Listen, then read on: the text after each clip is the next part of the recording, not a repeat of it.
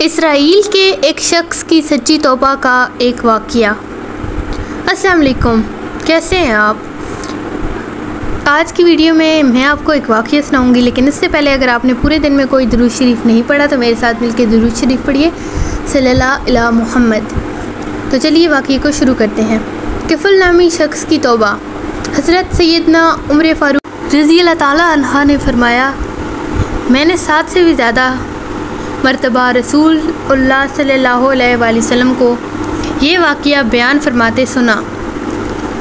بنی اسرائیل میں کفل نامی ایک شخص تھا جو کسی گناہ سے نہیں بچتا تھا۔ اس کے پاس ایک مجبور عورت آئی تو اس نے اسے 60 دینار اس شرط پہ دیے کہ وہ اس کے ساتھ بدکاری کرے گا۔ پھر جب کفل نامی یہ شخص اس عورت سے بدکاری کرنے کے لیے بیٹھا تو وہ عورت کانپنے لگی اور رونے لگی۔ کفل نے اس سے پوچھا، تجھے کس چیز نے رلایا؟ کیا میں نے تجھے اس کام کے لیے مجبور کیا تھا؟ تو وہ عورت بولی، نہیں، ایسی بات نہیں ہے، لیکن میں نے ایسا کام کبھی نہیں کیا، مجھے صرف حاجت نے اس پر مجبور کیا ہے۔ تو کفل نے کہا، تجھے یہ کام کس وجہ سے کرنا پڑ رہا ہے؟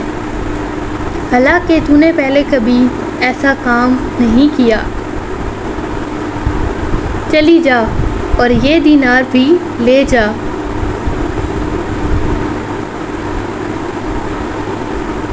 اور اس نے قسم اٹھائی کہ خدایا پاک کی قسم، میں آئندہ کبھی نافرمانی نہیں کروں گا۔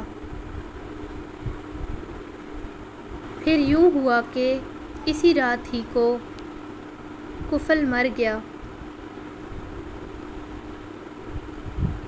صبح اس کے گھر کے دروازے پہ لکھا تھا، ان اللہ قد غفر للکفل، بے شک اللہ پاک نے کفل کو بخش دیا۔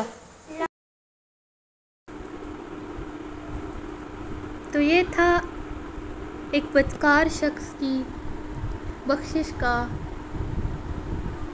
ایمان افروز واقعہ۔ تو دوستو، اگر میری ویڈیو اچھی لگے تو میری ویڈیو کو لائک اور شیئر کریں اور چینل کو بھی سبسکرائب کرتے ہیں تاکہ آپ کو ایسے ہی اچھے اسلامی واقعات ملتے رہیں۔ اللہ حافظ۔